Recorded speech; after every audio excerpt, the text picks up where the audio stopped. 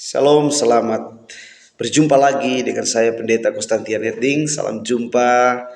Kita boleh melewati tahun 2022, saudaraku, dengan penuh kasih, dengan penuh sukacita, pertolongan Tuhan yang tidak pernah berhenti dalam kehidupan kita. Dan kita boleh ada di tahun yang baru ini, tahun yang penuh dengan kebaikan Tuhan, tahun yang penuh dengan kasih Allah, tahun yang penuh dengan rahmat, pertolongan, cinta Tuhan yang begitu dahsyat dalam kehidupan kita sebagai orang-orang yang percaya kepada Tuhan. Sebagai hamba Allah, saya terus nantiasa menghimbau, mengingatkan, bahkan memberikan pandangan-pandangan dalam kebenaran firman Tuhan untuk mengingatkan kita semua sebagai umat yang percaya kepada Tuhan agar tetap setia, tetap taat dalam menjalankan kehidupan kita di hadapan Tuhan. Nah, saudara, bersyukurlah ketika kita boleh ada di tahun yang baru ini. Kita boleh ada di hari yang ketiga, di bulan yang pertama, di bulan Januari ini, saudaraku, di tahun yang baru. Kita percaya bahwa ini semua berkat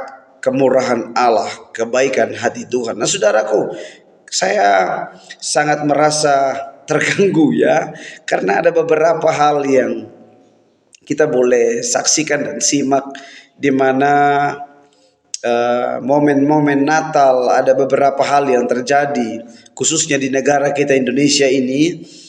Saya melihat, saudaraku, dan seperti saya juga berpikir bahwa untuk menanggapi atau tidak. Nah, saudaraku, di sini saya hanya rindu memberitahukan sesuatu buat kita semua pada saat ini, khususnya untuk kita umat-umat yang percaya kepada Tuhan, yaitu umat Kristiani.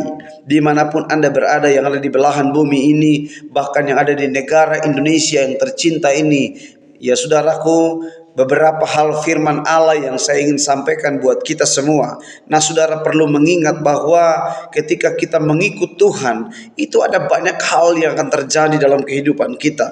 Mengikut Tuhan, tentunya saudaraku, kita harus betul-betul mempersiapkan diri. Kita bukan hanya sekedar, ya saya mau ikut, ya saya mau Tuhan. Tetapi saudaraku, di balik semua itu, di balik tujuan dan kemauan kita, kita harus bisa memastikan bahwa kita bisa melewati berbagai macam proses demi proses yang ada. Sekalipun secara pandangan, secara ukuran, orang-orang Kristen di Indonesia adalah minoritas. Namun saudaraku, sebuah hal yang penting yang harus kita ketahui bahwa sekalipun hal itu mungkin nyata, tetapi saudara, kita perlu kembali dan mereview kembali, melihat kebenaran firman Allah. Beberapa data-data dalam Alkitab yang memberikan penjelasan demi penjelasan supaya kita semakin hari tahu bagaimana Tuhan itu sayang kepada umat-umatnya. Yesus Tuhan kita itu sayang kepada orang-orang yang percaya dan yakin beriman kepadanya.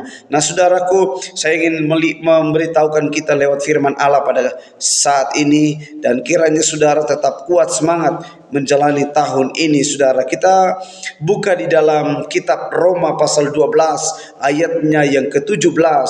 Itu berkata demikian: janganlah membalas kejahatan dengan kejahatan, lakukanlah apa yang baik bagi semua orang.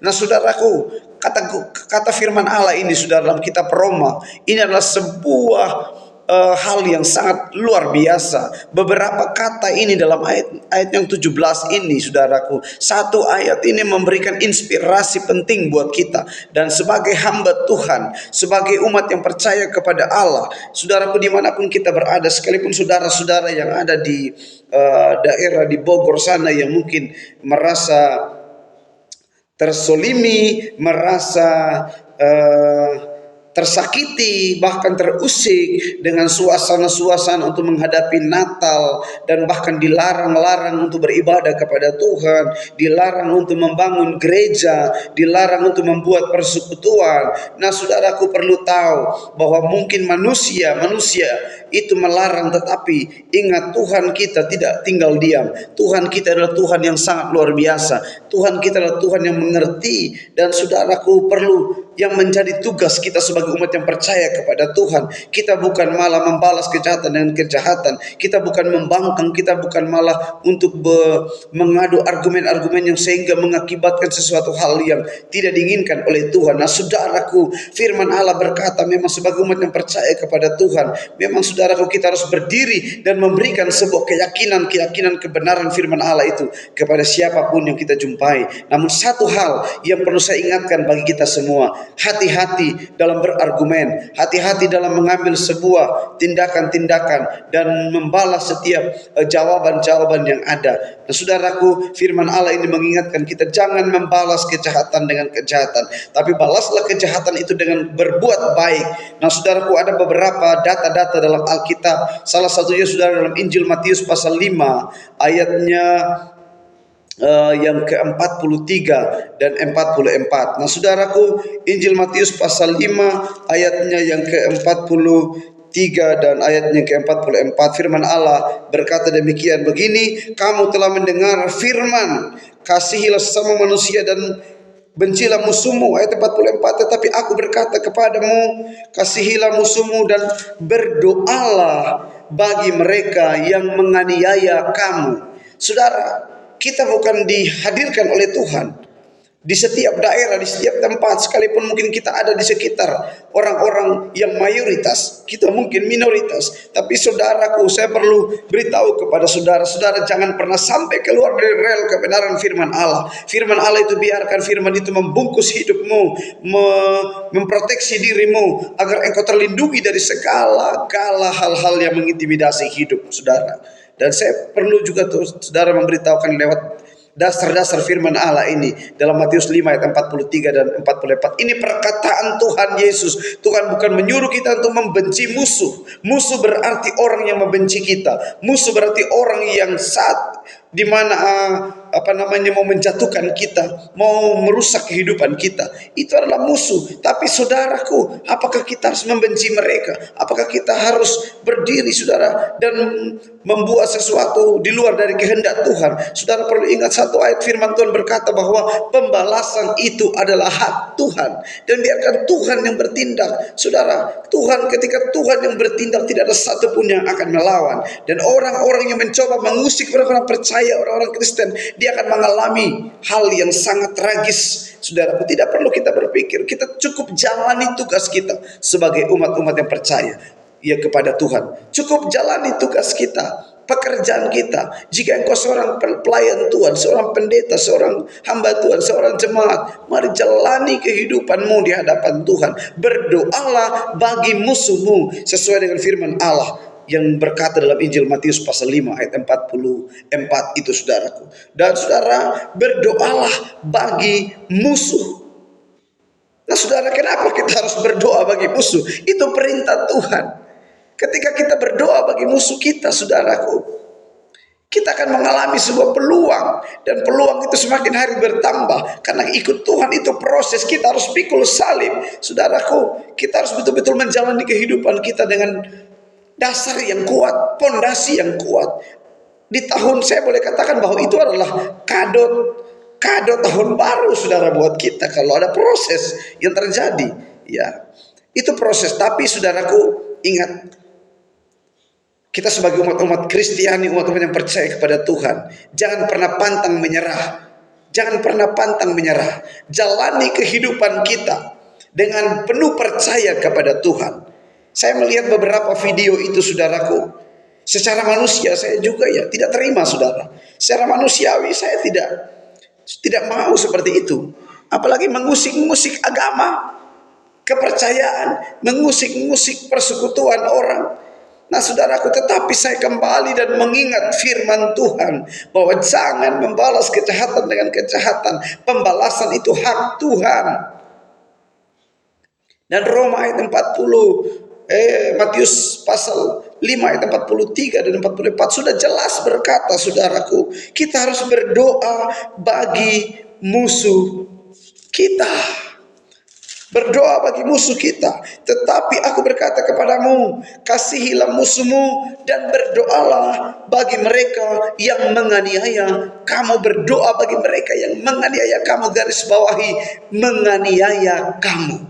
Penganiayaan saudaraku, mungkin saudara di depan banyak orang engkau dipermalukan, engkau dicaci maki, engkau dipukul, engkau dihajar. Saudaraku perlu tahu bahwa proses itu untuk membangkitkan iman kita, proses itu untuk membawa kita lebih tegar menghadapi tahun 2023 menjelang kedatangan Tuhan pada kali yang kedua. Kita harus semakin kuat, semakin dewasa dalam Tuhan. Nah, sehingga saudaraku, saya rindu sekali menyampaikan bagian-bagian ini buat kita. Sehingga saudara, saya boleh melihat beberapa hal. Teman-teman memberikan tanggapan-tanggapan. Teman-teman pendeta, teman-teman di luar dari pendeta memberikan tanggapan-tanggapan tentang hal-hal sesuatu yang terjadi di Bogor itu, saudara. Tapi kita sebagai orang Kristen itu sudah dididik dengan kasih. Sehingga kita tidak membalas kasih kejahatan itu, saudaraku. Karena setiap kali pendeta berkhotbah, hamba Tuhan berkhotbah, itu selalu ditekan, selalu diberikan sebuah penjelasan tentang kasih, mengasihi sesama manusia, tidak memandang siapa dia, apa golongannya, apa suku budayanya, negaranya model apa. Nah, saudaraku, itulah sesuatu hal yang sangat luar biasa. Jadi berbahagialah saudara-saudaraku yang hari ini mungkin saudara dinista, dianiaya. Ada Tuhan akan menopang kehidupanmu. Satu ayat firman Tuhan lagi sudah dalam Injil Lukas pasal 6. Injil Lukas pasal 6. Nah, saudaraku, saya rindu supaya kita betul-betul memahami firman Tuhan. Injil Lukas pasal 6 ayat 27 dan Lukas 6 ayat 35. Lukas 6 ayat 27 berkata demikian.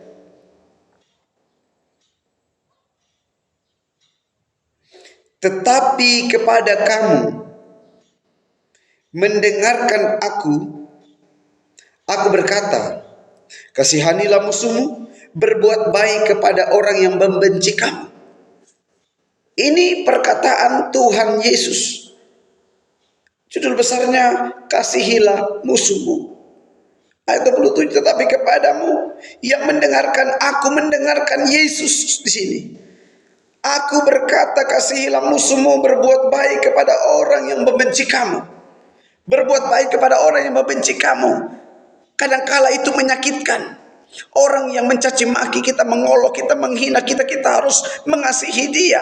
Tapi ini sebuah ukuran yang Tuhan Yesus berikan, harus kita kerjakan. Karena ini pekerjaan kita sebagai umat-umat Tuhan. Ini pekerjaan kita sebagai hamba-hamba Tuhan, dimanapun saudara berada. Lewat channel YouTube saya ini, saudaraku, saudara perlu mengerti, memahami kebenaran firman Tuhan yang saya sampaikan ini, saudara. Bersabarlah dalam penderitaan, berdoalah, ya.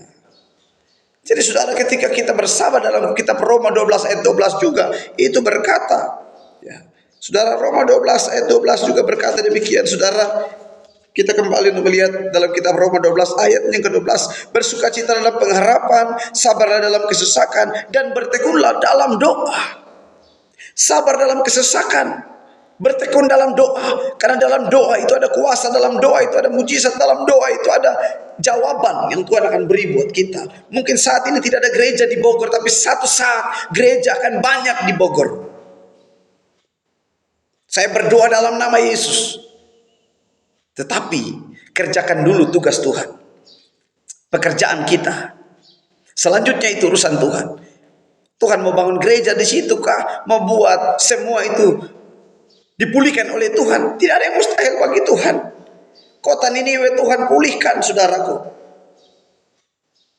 Kita perlu ingat, Yesus Tuhan kita itu sangat berkuasa, sangat luar biasa.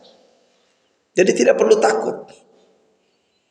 Jika kita bisa melewati semua itu dengan kekuatan daripada Tuhan, maka kita akan menjadi orang yang sangat berbahagia dalam kehidupan kita.